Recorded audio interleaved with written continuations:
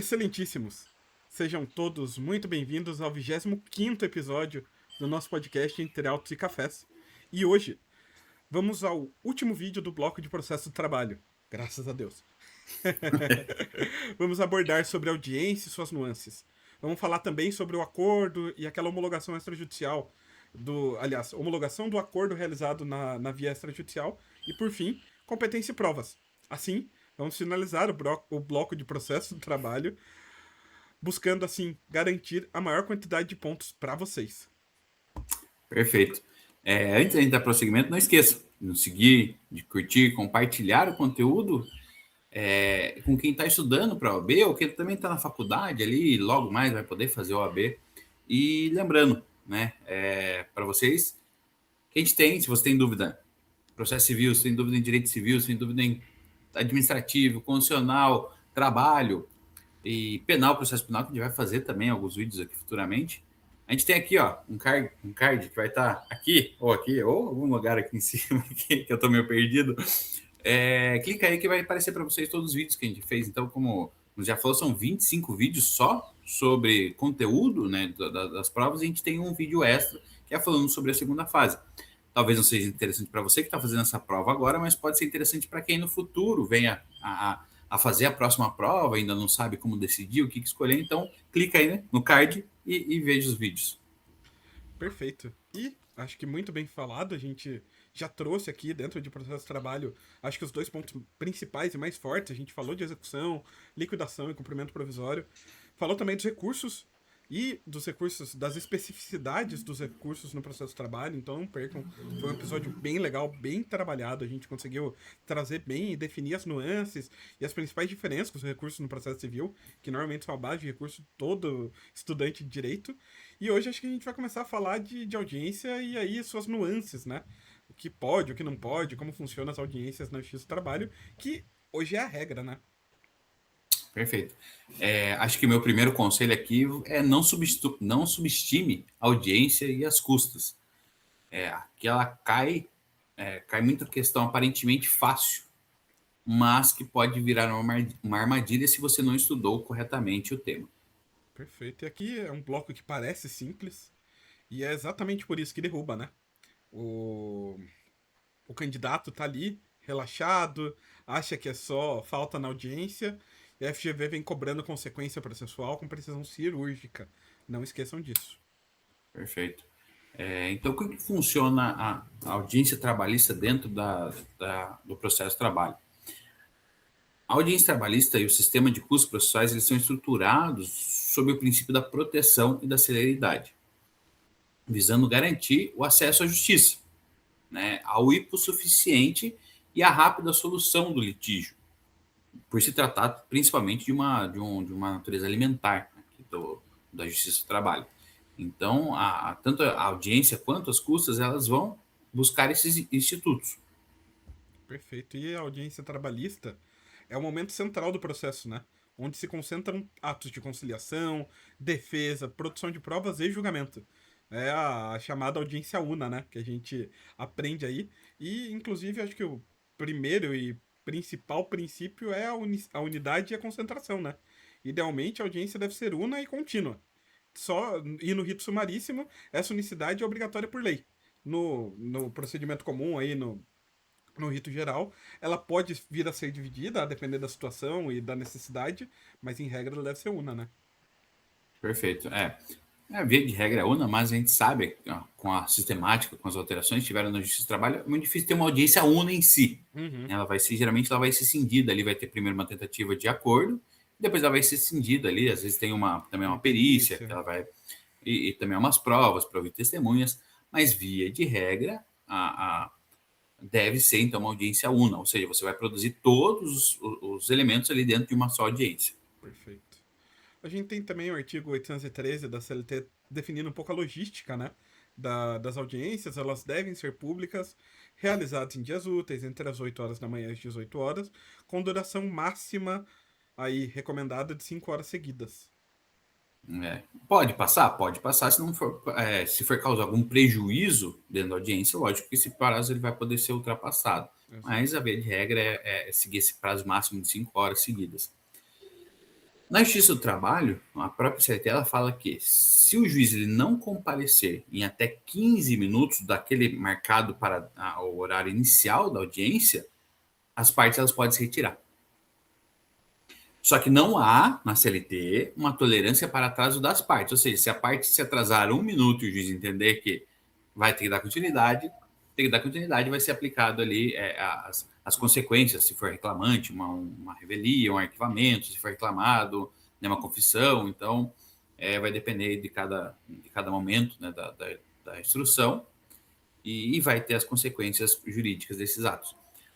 Aqui existe uma discussão. Falar, mas em toda audiência, se houver esse atraso de 15 minutos? Não. Geralmente, o entendimento é que, na primeira audiência, se a primeira audiência é marcada ali para aquele dia, no período da manhã ou no período da tarde, é que vai ter que ser respeitado esse prazo de 15 minutos. Por quê? Porque às vezes uma audiência começa, ela vai ultrapassar o prazo, então com certeza vai ultrapassar esse prazo de 15 minutos para o juiz chegar para outra audiência. Exato. Então a sistemática, né, é que você vai ter que analisar sempre da primeira audiência do dia. E as consequências, acho que já estão definidas, né, no artigo 844, recomendo a leitura. Reclamante, arquivamento da reclamação. Reclamado, revelia e confissão quanto à matéria de fato ali discutida. E ausência de testemunhas. Lembrando, as testemunhas na Justiça do Trabalho elas devem comparecer independentemente de intimação. E a sua ausência implica na sua não oitiva, né? Na perda do direito, ali na preclusão do direito da oitiva. No rito ordinário, o limite é de 3 testemunhas por parte. No sumaríssimo, o limite é de 2, né? Perfeito. Que a gente tem aquelas nuances lá, né? Que se a testemunha ela foi considerada imprescindível, você pode solicitar a intimação da testemunha, que daí se ela não for, daí que vai ter que ser remarcada uma audiência, e daí ela vai ter que comparecer, sob pena de lá ser levada à força, para audiência, por força policial.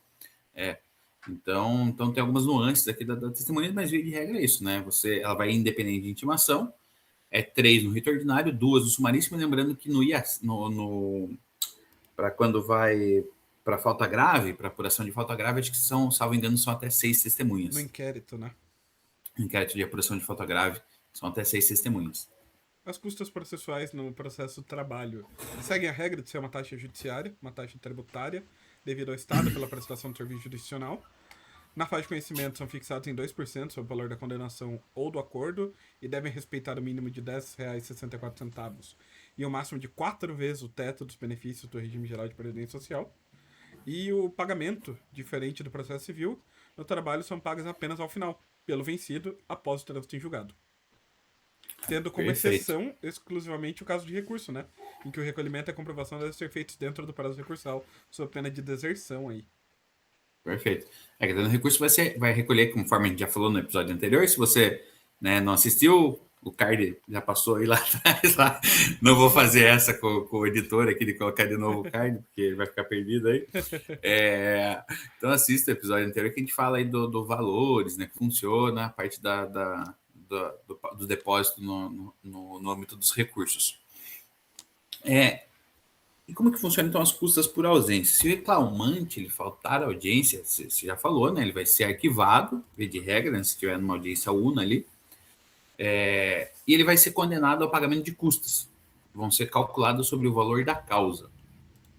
Então, mesmo que ele seja beneficiário da justiça gratuita, ele vai ter que pagar a custa. Salvo se ele conseguir justificar essa ausência em 15 dias, o pagamento. E daí, lembrando que o pagamento ele vai ser uma condição para propor uma nova ação. Lembrando que, se ele for beneficiário de justiça gratuita, tem aquela questão lá de que se ele não tiver conseguir comprovar, se ele conseguir comprovar também que ele não tem condição, né, não tem que pagar. Mas fica lá fica lá como se fosse um haver. Se por acrescentar um fato novo que comprove que ele tem condição, ele vai ter que pagar dessas custas. Dentro de 5 anos, né?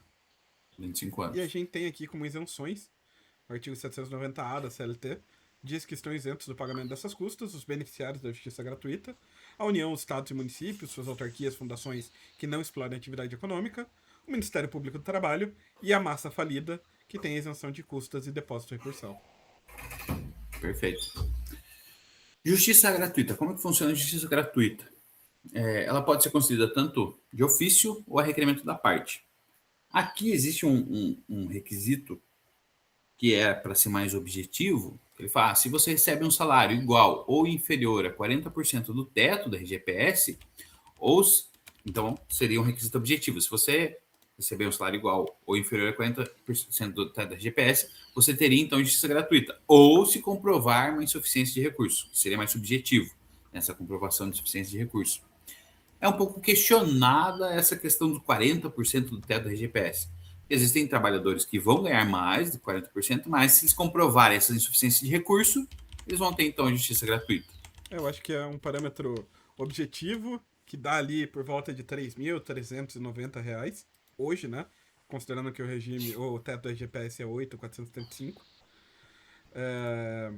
Mas se realmente comprovar a necessidade, aí vamos supor, a pessoa está fazendo tratamento para uma doença grave, tem um filho com necessidades especiais, havendo a comprovação de causas extraordinárias, né?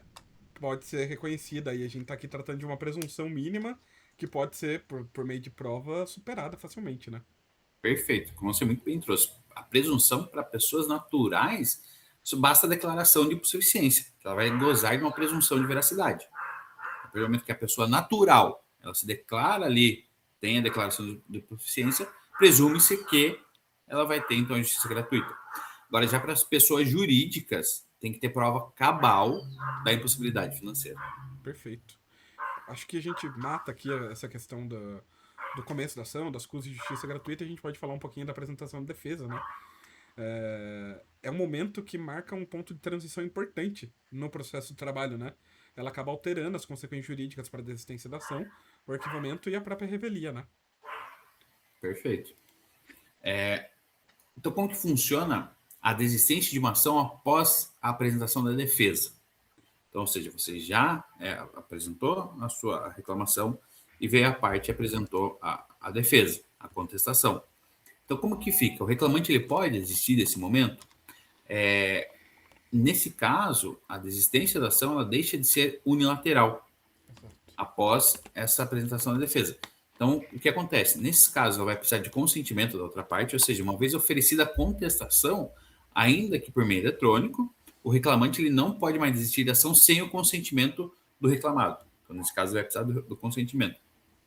Isso está previsto lá no artigo 841, parágrafo 3º da CLT, e justifica-se pelo fato de que o réu já incorreu em um ônus processual. Já teve que contratar um advogado, já teve que ter, né, todo os gastos como contratação de advogado, uma preparação técnica da defesa. Então presume-se que, se for para desistir, vai ter que ouvir a outra parte para ver se realmente é interessante para ela ou não essa desistência. Até pela primazia do julgamento de mérito e a possibilidade de uma distribuição de uma nova reclamação trabalhista, né?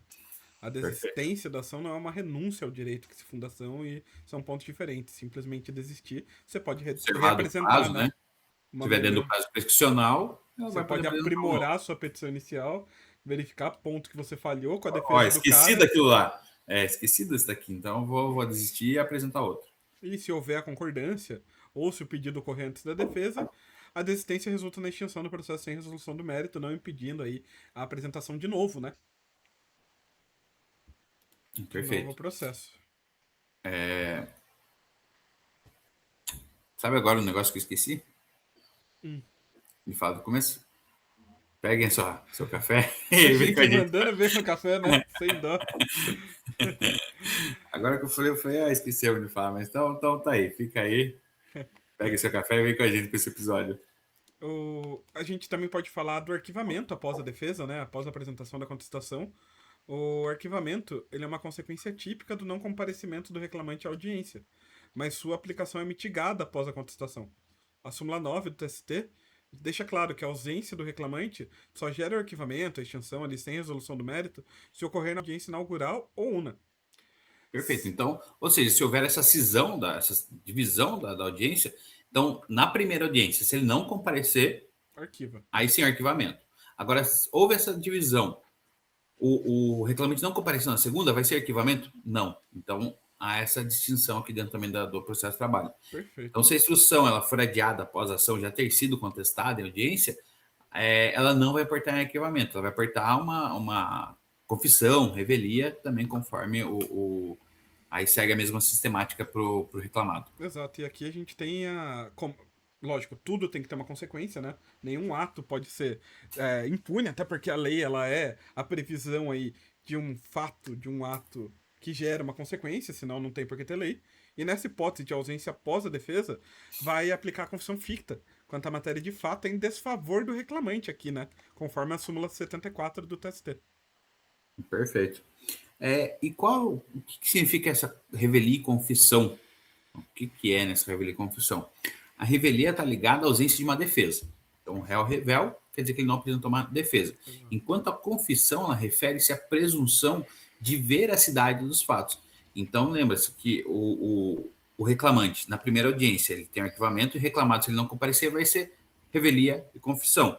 Então, ou seja, ele não apresenta defesa e os fatos narrados pelo reclamante consideram-se verdadeiros. Há uma presunção de veracidade dos fatos. Com a alteração na lei trabalhista, a gente teve algumas distinções que precisam ser comentadas. Como, por exemplo, a presença do advogado. Mesmo que o reclamado, ou seja, o empregador, ele esteja ausente, se o seu advogado comparece à audiência, apresentando a contestação, os documentos, eles vão ser aceitos, devem ser aceitos. Isso impede, então, a revelia. Então, ou seja, porque vai ser admitida a apresentação da defesa. Mas fica, então, às vezes, o entendimento é que fica, então, a confissão. Exato, e daí tem que verificar as provas que estão sendo produzidas, né? Se tiver documento comprovando que as alegações do reclamante são totalmente indevidas, a análise documental acaba superando aí, né? A revelia produz efeitos mitigados e a confissão praticamente efeito algum, né? Por outro lado, Perfeito. se houver ausência na instrução, havendo a cisão ali da audiência, né? A audiência inicial apresentou contestação, cindiu a audiência porque precisava de uma perícia. Se o reclamado já apresentou a defesa, mas vai faltar audiência de instrução onde ele lá deveria depor, ele não vai ser considerado revel, porque ele apresentou a defesa e estava presente. No sentido estrito, né? Pelo menos da revelia. Mas sofrerá apenas a pena de confissão ficta quanto aos fatos que ele deveria ali comprovar ou, porventura, combater, né?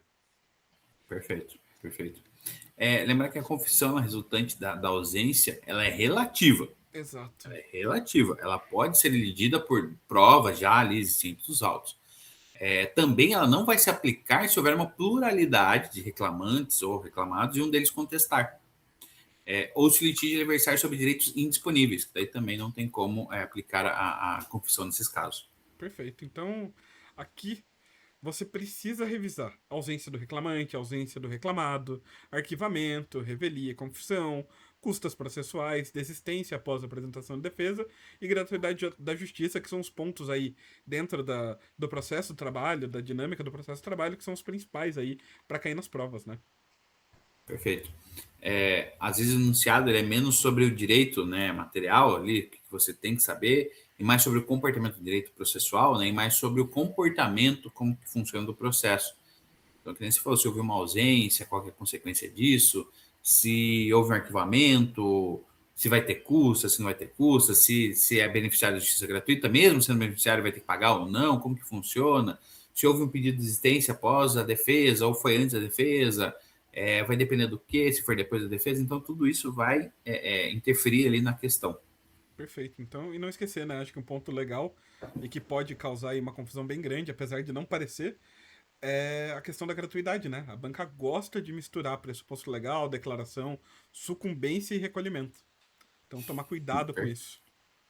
Perfeito. Então aqui você vai ter que ter a leitura seca da lei, né? Mas vai ter que treinar com questão. Para você entender não só a letra da lei, mas como funciona a prática, na prática, como que você vai colocar essas questões ali no exercício. Então isso é muito interessante. Perfeito. Acho que seguindo agora a gente pode falar um pouquinho dos acordos e a homologação ali dos acordos extrajudiciais. É um tema pequeno no volume, mas enorme na chance de cobrança objetiva. Então tomar cuidado com isso é um ponto que a FGV gosta bastante, né? Perfeito. Aqui que a gente tem que prestar atenção, tomar cuidado. Não é a mesma coisa a gente falar em acordo homologado no curso da reclamação e falar em homologação de transação extrajudicial. Então a gente tem que separar aquele acordo que é feito durante ali a instrução processual e essa homologação de acordo extrajudicial. Então a ISLT ela trouxe essa possibilidade de homologação dessa transação extrajudicial. Exato, e a FGV gosta justamente dessa distinção, né? Ela pergunta sobre a recorribilidade do acordo homologado, custas no acordo, exigência de advogados distintos na transação extrajudicial, são pontos ali que preocupam e que sempre caem, né? Esse é aquele tipo de conteúdo que ele vai ocupar pouco espaço ali no edital, mas tem uma ótima oportunidade de questões da banca fazer aquela questão mais curta, mais objetiva, mais traiçoeira. Então, acho que tem que tomar muito cuidado também com essa questão da transação extrajudicial. E eu acho que justamente por ser um tema que muita gente revisa por cima, ali passa batido, ele vira mina de ponto para quem faz o dever de casa. Perfeito. Então, acho que aqui é o que você precisa entender, né, comparando os institutos.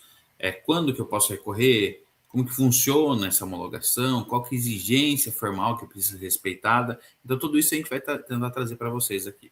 E acho que para dar início, o acordo extrajudicial na Justiça do Trabalho, introduzido ali pela Reforma Trabalhista de 2017, como você muito bem trouxe, artigos 855B ao 855C da CLT, é um procedimento, e da CLT, é um procedimento de jurisdição voluntária que permite a solução de conflitos fora do ambiente contencioso, com posterior validação judicial.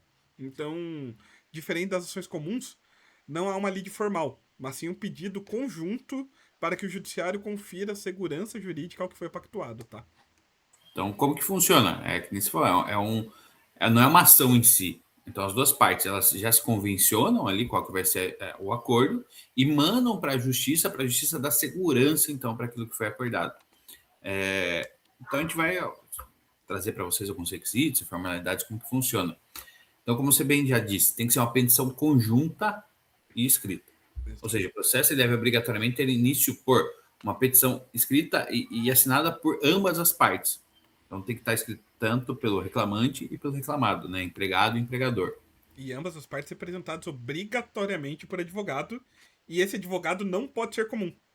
Não Então, pode ser comum. tomar Aqui a cuidado gente com tem uma isso, né? exceção ao jus postulante, na Justiça do Trabalho, que via de regra o empregado ele pode lá entrar com a reclamação trabalhista. Aqui não, aqui é uma exceção ao jus postulante. Aqui ele vai precisar do advogado obrigatoriamente. Exato. Então, e não pode ser o mesmo advogado ou profissionais do mesmo escritório. Tomar cuidado com isso. Sob pena aí de uma fraude, né? E que pode Perfeito, resultar até na declaração de nulidade desse acordo. perfeito. Dá ainda uma multa aí. Lembrar também que aqui ele pode ser assistido pelo sindicato, sem problema algum. Pelo advogado do sindicato também é cabível aí a homologação extrajudicial. Exato. E a gente tem aqui o procedimento, né? O procedimento judicial. Ele tem um prazo para análise, distribuída a petição. O juiz tem um prazo impróprio de 15 dias para analisar o acordo. A gente sabe que na Justiça do Trabalho, hoje, pelo menos na realidade que a gente tem vivenciado, esse prazo não é cumprido, em regra. A maioria da Justiça do Trabalho tem demorado aí bem mais tempo que isso. Por isso é considerado um prazo impróprio, que não significa que seu descumprimento vai gerar uma preclusão para o juiz, até porque o juiz não tem preclusão nenhuma, né? Foi um prazo aí que foi uma tentativa, né? Eu É. tento olhar em 15 dias aí, se não der, tá bom também, né? Fazer o Se quê? não der, não Mas vai é bom, acontecer nada, mas se você mas leva conseguir, para a prova. Leva a prova que é 15 dias. se conseguir é ótimo. Se não conseguir, não vai gerar consequência. Paciência. Aí, bem isso. E o que acontece? Então, daí o magistrado ele pega dentro dos prazo de 15 dias, ele vai analisar, né? E vai falar. Se for o caso, ele pode pedir uma audiência facultativa. Então, o juiz ele vai poder, fica ligado nisso, que o juiz ele pode ir na audiência se ele entender necessário para verificar a ausência de vícios de consentimento ou desvantagens excessivas ao trabalhador. Então, se o juiz olhou, bateu o olho e falou, putz, mas isso daqui não está legal. Será que o trabalhador está entendendo o que está aqui nesse acordo? Ou será que eles estão querendo fazer um acordo, mas estão com tem algum vício de consentimento aqui? Então o juiz ele pode chamar essa audiência para tentar entender como que tá sendo formado esse acordo extrajudicial. Perfeito. E aqui o julgamento, o juiz ele vai homologar ou rejeitar o acordo. E o TST já tem um entendimento fixado que a atuação do juiz é binária. Ou ele homologa integralmente ou rejeita integralmente. Ele não pode substituir a vontade das partes e homologar apenas parcialmente o que foi pactuado. Perfeito. Então, ou dá ou não dá. Né? Exato. Ou gera esse acordo ou não gera. Exato. Então, agora a gente vai passar por alguns efeitos jurídicos importantes dessa homologação extrajudicial. Então, primeiro, a suspensão da prescrição. Então, a gente sabe que na Justiça do Trabalho tem o prazo de prescrição há 2 anos para você entrar com ação trabalhista. Né? Então, se você entrar com esse acordo, vai gerar suspensão da prescrição. o ajuizamento da petição ela suspende, então, o prazo prescricional em relação aos direitos nela especificados. Então, não é também qualquer coisa. Tem que estar especificado ali nesse acordo. Se a homologação ela for negada, o prazo, então, ele vai voltar a fluir do primeiro dia útil seguinte ao trânsito em julgado da decisão. Ponto importante, aqui é a suspensão da prescrição. Então, se correr um ano, suspende aquele ano, demorou 2 meses, volta a contar um ano. Então, é Perfeito. suspensão e não interrupção, né? Interrupção. Tomar cuidado com Sim. isso. As verbas rescisórias, lá o artigo 477 da CLT, esse procedimento de acordo extrajudicial não suspende nem prejudica o prazo legal de 10 dias para o pagamento das verbas rescisórias, nem afasta a aplicação da multa por atraso. Então, Ou tomar seja, a cuidado com empresa isso. vai ter que pagar, né, as verbas rescisórias no prazo de 10 dias, mesmo que esteja em andamento esse acordo de homologação extrajudicial. Perfeito. Então, não impede o pagamento. Uma vez homologado, o termo vale como decisão recorrível para as partes, então já adquire força de coisa julgada material de imediato. Apenas a União vai poder recorrer contra as contribuições previdenciárias devidas, tá? Porque às vezes eles estabelecem ali, mas deixam de fora como que ficam as contribuições previdenciárias. Às vezes, né, por exemplo, foi feito um acordo de um período que não estava a pessoa registrada, que a empresa ela teria que pagar, então, as parcelas previdenciárias. Daí, então, a Exato. União afável, mas vocês não colocaram isso no acordo, mas eu vou precisar, né, ajustar essa parte para mim. Preciso que haja condenação, né? E, embora a homologação seja recorrível para as partes, o próprio Tribunal Superior do Trabalho já decidiu que a empresa pode interpor recurso sozinha, caso o juiz realize apenas uma homologação parcial contra a vontade dos celebrantes. Então, havendo essa homologação parcial, vai caber aí o recurso pelo empregador. Até um pouco confuso, porque, né, via de regra, você não pode fazer homologação parcial, tem que homologar ou não, né? Então, é uma redação um pouco confusa, mas É que é tá aí, aquela né? coisa, né? Se o juiz descumprir essa obrigação, quem vai poder questionar isso no tribunal é o empregador. É empregador. É, perfeito. Limites do magistrado. Como que funciona, então, os limites do magistrado dentro desse acordo? Como você já bem disse, essa homologação é uma faculdade do juiz. Ele pode ou não homologar, né? Não é um direito líquido e certo das partes. Ou seja, as partes acham, eu vou entrar aqui, vou fazer o pedido, o juiz ele tem que aceitar. Não, o juiz ele vai analisar todos os pormenores desse acordo para verificar se realmente não está tendo prejuízo para o trabalhador, se não teve esse consentimento. Então, o magistrado ele vai atuar como um garantidor da legalidade. Ele pode afastar cláusulas abusivas, por exemplo, umas cláusulas fraudatórias, ilegais. Então, caso o juiz ele se recuse a homologar, não cabe mandado de segurança, por inexistência de direito líquido certo. Então, ou seja, daí você vai ter que entrar lá com as vias cabíveis, uma ação, uma reclamação trabalhista. E acho que aprofundando um pouquinho da questão dos recursos, né? Em relação à homologação de acordo extrajudicial na Justiça do Trabalho, a regra, como a gente já falou e vai bater de novo, é a irrecorribilidade. Então, como regra geral, uma vez lavrado o termo de conciliação e homologado pelo juiz, a adesão é irrecorrível para as partes, tendo como exceção a questão da previdência social para a União e a homologação parcial, em que o empregador vai poder aí recorrer sozinho, né? Perfeito. Nós temos a exceção da Previdência Social, que é a única exceção direta para um recurso na própria ação é aquela facultada da União, Previdência Social, que ela vai poder recorrer exclusivamente quanto às contribuições previdenciárias que forem devidas. Perfeito. E por ter força de coisa julgada, o termo de conciliação homologado só vai poder ser impugnado após o trânsito em julgado por meio de ação rescisória. Então, cabe ação rescisória a depender da situação, mas, lógico, respeitando os requisitos próprios desse tipo de ação, né? Desse tipo Perfeito. de questionamento.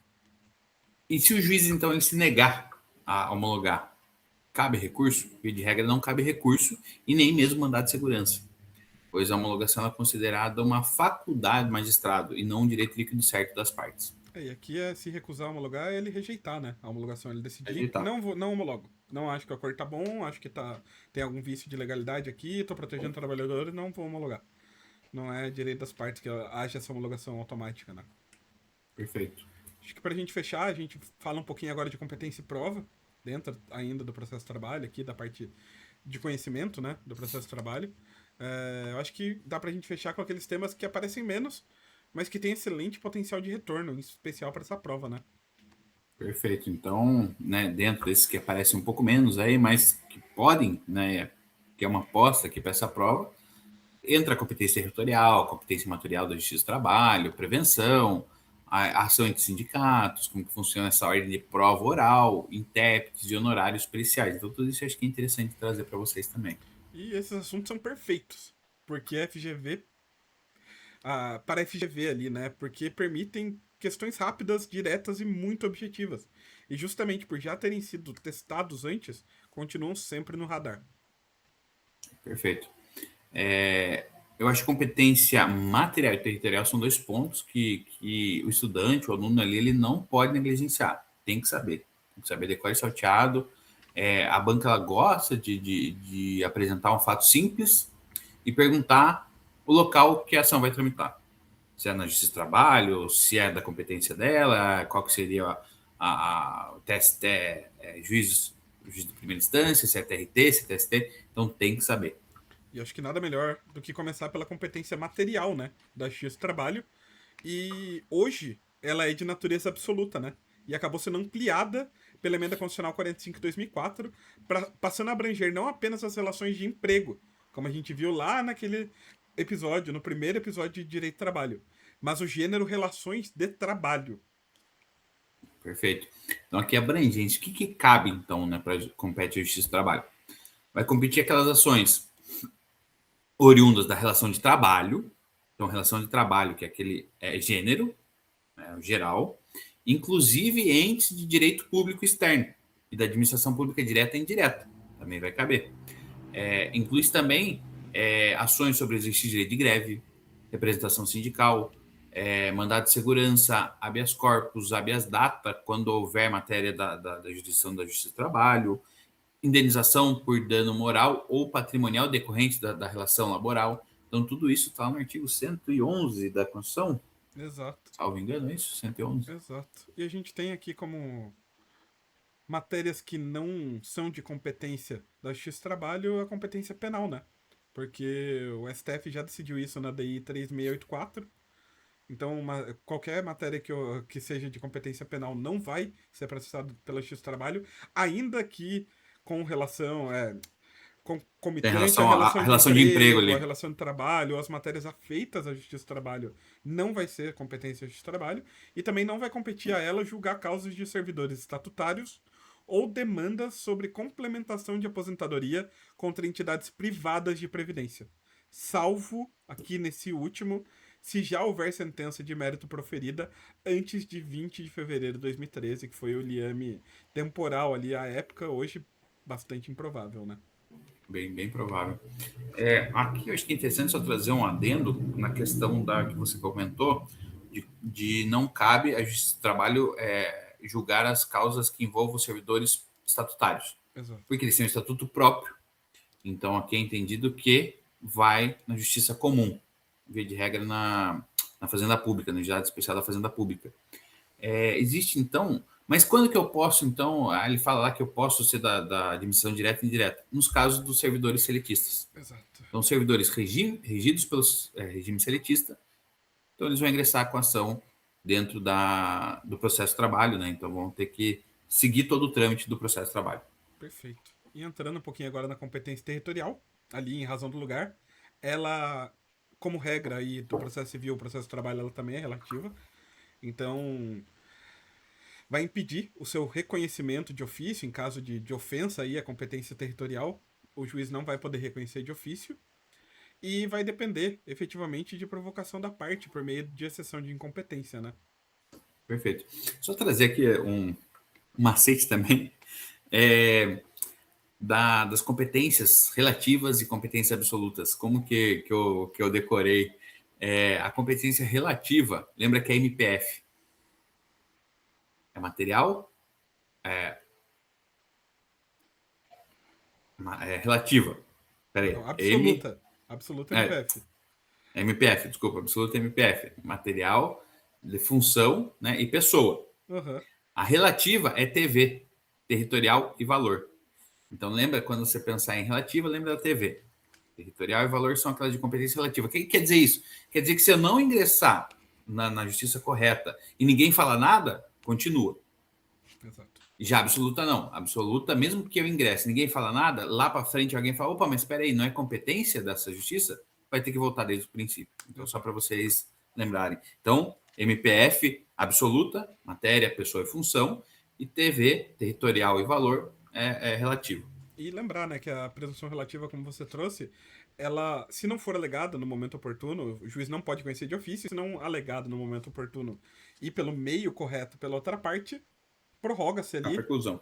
prorroga-se e vira o competente, né? Acaba aquele juiz se tornando competente.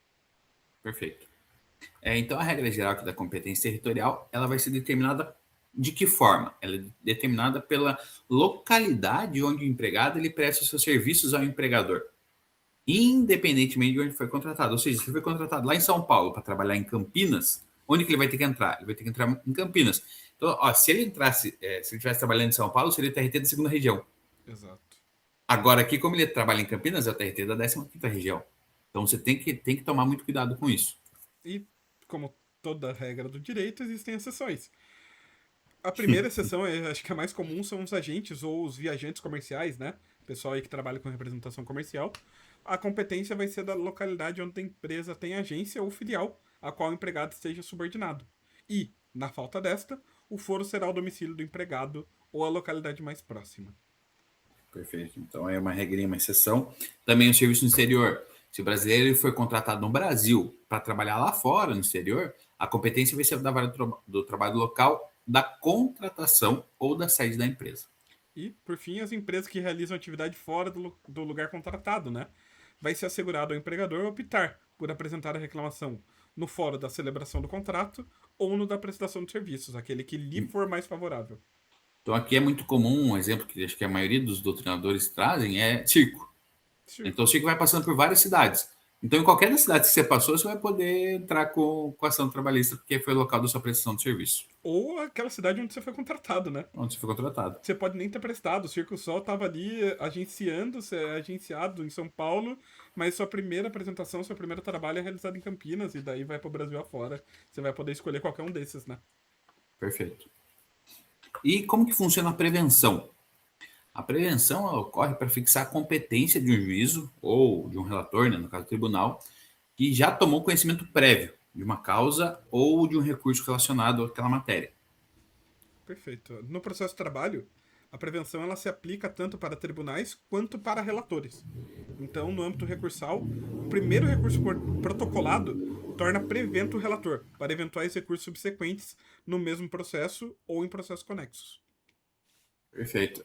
E se um processo ele for extinto sem resolução de mérito e o pedido for reiterado, essa nova ação deve ser distribuída por dependência ao juízo que recebeu aquela primeira ação, para evitar qualquer manobra processual e uma decisão conflitante ali naquele mesmo processo. Algo antes disso, que acontecia muito, era o advogado distribuir uma ação, uma reclamação trabalhista, vinha em qual juízo caiu. Às vezes era uma grande cidade aí, uma grande instância aí da justiça do Tinham trabalho. várias. Tinha várias varas, mas aquele juiz da sétima vara ninguém gostava. Distribuía-se, ia-se ali por sorteio, verificava, caiu na sétima. Desistia, distribuía novamente e ia novamente por sorteio. A distribuição por dependência veio justamente para evitar esse tipo de manobra, né? Perfeito. Muito bem complementado. Como que funciona a ação em sindicatos? A gente já viu que é competência de trabalho, né, para julgar alguns casos que envolvam sindicatos, mas e se forem aquelas ações entre sindicatos em si, como que funciona? Então, a competência de justiça do trabalho, é artigo 114, eu acho que fala da competência de trabalho, não 111. Está previsto lá no inciso 3º do artigo 114, que fala para julgar as ações entre os sindicatos. Então, via de regra, vai abranger aqueles conflitos sobre representação sindical, cobrança e execução de contribuições sindicais, discussões sobre a unicidade sindical e direito de filiação e desfiliação. Só que quem tem uma divergência doutrinária, que prevalece a corrente ampliativa, que entende que a justiça do trabalho ela é competente para 4 espécies de ações nesse campo, que é a representação sindical, entre sindicatos de trabalhadores e entre sindicatos e empregadores. Então, aqui tem uma questão um pouco confusa, mas que você leva para a prova que cabe a Justiça do Trabalho julgar ações entre sindicatos. Daí você tem que ver as ressalvas né? A depender de cada caso. Perfeito. Acho que cabe a gente falar um pouquinho de prova, a gente vai se estender um pouquinho do tempo, mas eu me comprometo a ser bastante rápido. E a gente tem a ordem da prova oral em audiência. A instrução em audiência, ela segue uma sequência lógica para a colheita dos depoimentos. Vai começar pelo depoimento pessoal das partes, realizado logo após o recebimento da defesa. Em regra, ouve-se primeiro o reclamante e depois o reclamado, embora o juiz possa inverter a ordem com base na economia processual, tá? Perfeito. Daí, ouviu as partes, então a gente vai ver as testemunhas. Então, vamos ver primeiro a testemunha do autor, reclamante, e depois a testemunha do reclamado. Perfeito. A gente tem aí a possibilidade de inversão do ônus. Então, se o ônus da prova for exclusivamente do reclamado, recomenda-se inverter a ordem para que suas testemunhas sejam ouvidas primeiro, podendo dispensar as do reclamante se o fato não for comprovado, né? Perfeito. Então, a gente vai ter que analisar aí dentro da audiência. A Justiça do Trabalho, ela funciona pelo sistema de reperguntas. O que quer dizer isso? Quer dizer que vigora aquele sistema em que os advogados vão formular perguntas ao juiz e o juiz vai repassar para as partes suas testemunhas. Então, não há um contato direto entre o advogado E as testemunhas, né? e as testemunhas aqui na Justiça do Trabalho. E isso é um ponto que diverge do processo civil, né? A inovação do Que você processo faz civil diretamente. foi justamente as perguntas diretas e o juiz trabalhando ali como um mero intermediador e controlador, né? Então tomar cuidado Processo com isso. penal, Processo penal aplica-se ao processo civil. Pergunta também direta ele também. direto. Bom, Né? vamos Então, a pessoa... confirmar quando a gente for falar em processo penal.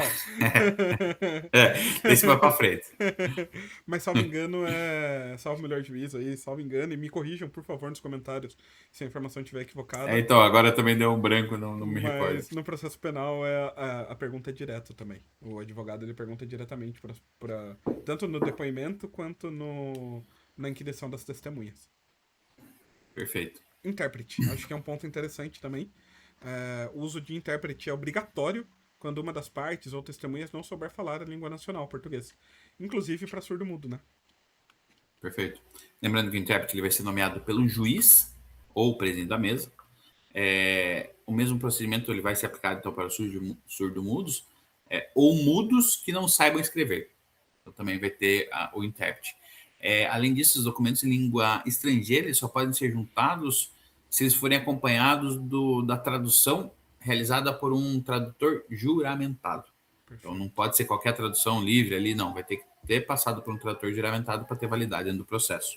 E acho que o último ponto a respeito de provas que a gente pode falar é sobre os honorários periciais, não sobre a perícia em si. O regramento da perícia, em regra, ela vai seguir como é no processo civil, porque é um procedimento meio natural e próprio do técnico. Mas os honorários periciais, que se referem ali ao pagamento do perito nomeado pelo juiz para realizar ali os exames técnicos, seja uma perícia médica, insalubridade ou qualquer perícia técnica necessária, são devidos pela parte sucumbente na pretensão objeto da perícia, ainda que ela seja beneficiária da justiça gratuita, ressalvadas ali as recentes decisões de inconstitucionalidade, não totalmente detalhadas nessas fontes específicas, mas indicadas no contexto de reformas ali, né? Perfeito. Então, ou seja, de regra, quem vai pagar? É aquele que perdeu. Então, você pediu ali um adicional de salubridade, perdeu, você tem que pagar a perícia. Mas e para a justiça gratuita? A reforma trabalhista ela trouxe que mesmo que seja beneficiário da justiça gratuita, ela teria que pagar. Uhum. Só que daí houve algumas contradições, e é por isso que você trouxe aí, né, que você falou, né, essas decisões de inconstitucionalidade quanto a essa parte, porque ele fala, viu, mas se ele é beneficiário de justiça gratuita, ele não tem por que pagar. Não paga Fica coisa que a além cargo, despesa, né? fica a cargo da União, então, fazer o pagamento, né? Então, há algumas controvérsias nesse sentido. Perfeito. Lembrando que, se tratando de cálculos de liquidação complexos, o juiz ele também pode nomear um perito e fixar também os honorários após a conclusão do trabalho. E aqui os honorários vão ser pagos após a conclusão do trabalho, porque a gente já está na fase de liquidação e execução, né? E daí já não tem Perfeito. mais o aguardo da sucumbência. E aqui eu acho que um ponto importante também, que pode virar pegadinha, vamos supor que o reclamante ingressou com uma ação trabalhista, foi procedente em parte, ele ganhou todos os pedidos, menos a insalubridade que foi objeto da perícia. Quem paga essa perícia? O reclamante. Porque aqui o que importa é o honorário, a responsabilidade pelo pagamento vai ser da parte sucumbente no objeto da perícia. Vai ser a parte que sucumbiu no pedido da perícia. Então toma muito cuidado com isso. Perfeito. Então, aqui em provas e perícias, o caminho é parecido. Ele não costuma ser um bloco gigante de cobrança, mas ele pode aparecer na sua prova. E isso é uma questão curta e pode até, às vezes, tirar um ponto de quem não revisou com atenção, de quem não estudou, de quem não prestou muita atenção nessa parte de provas e perícias. Então, pensa com a gente, não é porque caiu menos que você vai ignorar. Caiu menos não significa cair nunca. Às vezes significa só que tá guardando energia para reaparecer. E a gente aposta que esse é um bom exame para isso, né? Exato, por isso que acho que a gente trouxe isso daqui para vocês, porque a gente viu que faz algumas provas que não vem uma questão sobre isso. Então a gente falou, como não faz algum tempo, pode ser que o, é, é, o examinador ele entenda colocar uma questão ali, uma questão outra sobre provas aí. Perfeito. Acho que a gente pode fechar aqui entregando o ranking final aí de apostas pro próximo exame. Em primeiro lugar, execução. Segundo, recurso. Terceiro lugar, audiência, custas, gratuidade. Acordo extrajudicial em quarto lugar. E fechando aí a lista com competência, audiência, prova e essa questão da perícia que tá com cheirinho de que tá vindo. Perfeito. Então, fosse para mim fazer essa revisão antes de véspera, como que eu faria? Eu não vou focar, lembrando, aqui eu não vou focar em processo de trabalho, né? Porque se eu for focar em processo de trabalho numa segunda fase, você tem que revisar tudo. Exato. Mas aqui eu quero ganhar ponto, eu quero ganhar ponto na minha prova. Eu não quero. Eu estudei processo de trabalho, mas eu quero ganhar um ponto aqui no final. Então, iria, que nem você bem disse, estudando uma execução, na parte de liquidação ali em especial, a parte de cumprimento provisório da sentença, iria ver um agravo de petição, aí iria para a parte de recurso. A minha aposta é um recurso adesivo, um recurso de revista, iria verificar uma parte de audiência e custo, o que é quando o reclamante ele não comparece à audiência, o reclamado não comparece à audiência, como que funciona. Também acho que um ponto muito importante para rever seria o acordo extrajudicial e a competência territorial material também ficaria ali entre essas questões aí que eu iria analisar na revisão. E fica aqui a síntese do episódio de hoje, né? A FGV troca a roupa da questão, mas raramente muda o esqueleto. Quem identifica o esqueleto chega na prova menos ansioso e mais perigoso. Perfeito. Então, aquilo. Salva esse episódio, compartilha com quem está estudando o processo de trabalho, com quem está estudando para a OAB e comenta qual desses temas que a gente falou hoje nesse episódio que mais te derruba. Execução, recurso, uma audiência. E vem com a gente, vamos junto, uma sua aprovação. Na sua segunda fase também a gente vai estar aqui junto com vocês. Qualquer dúvida pode entrar em contato. Então, e não esqueçam, por que sofrer sozinho por causa de agravo de petição se a gente pode sofrer em comunidade e, a partir dali, fazer desse sofrimento um ponto a mais aí na tua prova e garantir aí uma aprovação para a segunda fase. Vem com a gente e não esqueça, no próximo episódio a gente continua destrinchando o que realmente importa para você pontuar na OAB. Perfeito. Então, para os amantes de direito penal, então não perca os próximos episódios que a gente vai começar a tratar aí. E a gente começou, né? A gente sempre tenta montar um roteiro antes para a gente tentar ver o que a gente vai falar. E vou falar para vocês, tá ficando muito legal esse roteiro de direito penal. Processo penal, direito penal e processo penal vai valer a pena. A gente não é a nossa matéria favorita, não é o brilho dos olhos de nenhum dos dois, mas ainda assim tá bem legal, viu? Tá bem da hora. Tá bem legal. Excelentíssimos, muito obrigado pelo tempo e disponibilidade de todos. Nos vemos aí no próximo episódio do nosso podcast Entre Altos e Cafés.